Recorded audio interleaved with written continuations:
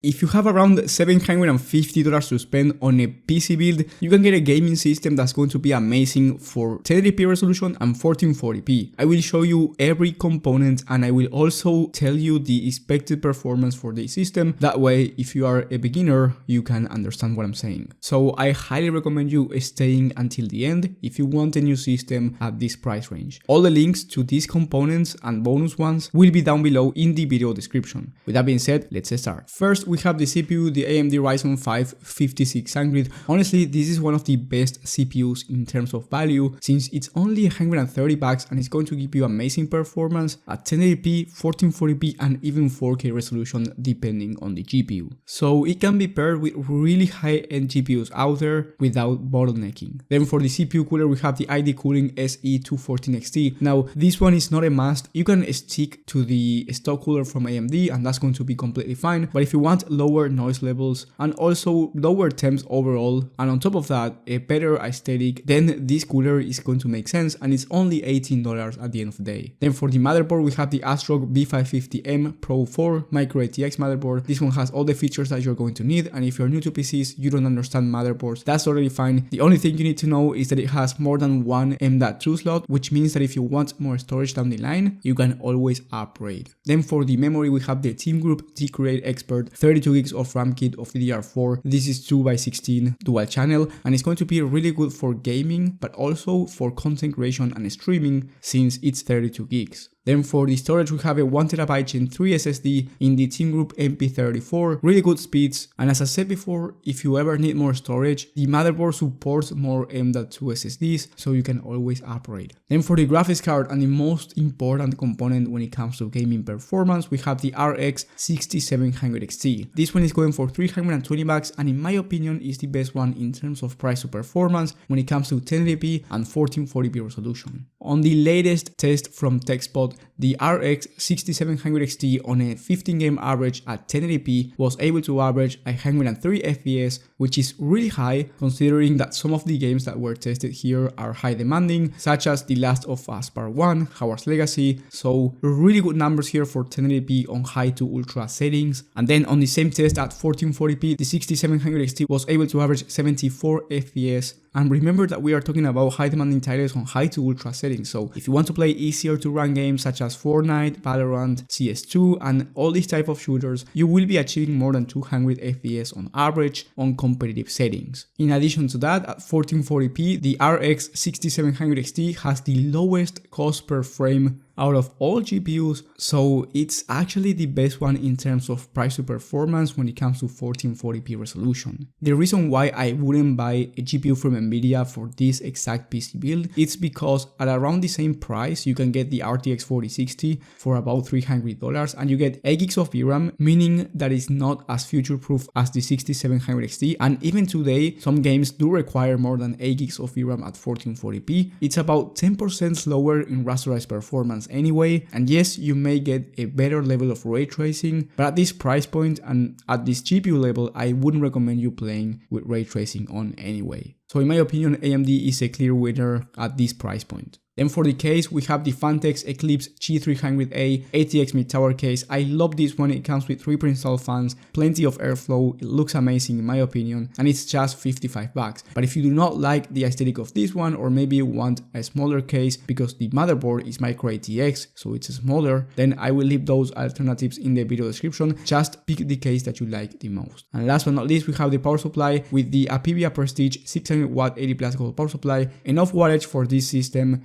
C-tier rated, meaning that it's going to be good enough for this type of computer. And the most important part, it will not explode or shut down while gaming. The total price for this system when I'm recording this video is $771, and if you want to keep this at around $750, you can take out the CPU cooler, just stick to the free one from AMD, and then the total price is going to be around $750. Anyway, this is an amazing price for a 1440p system where you can run games on high to ultra settings at above 70 FPS on average. And as I said before, it's also great if you want to play at 1080p right now and maybe upgrade to 1440p down the line. If you have a different budget though, let's say you have 800 or more, or maybe you have 700 or less, you can watch my video on the best PC builds of the month for every single budget and every resolution. Thank you guys for watching, thank you for the support, and I will see you on the next one.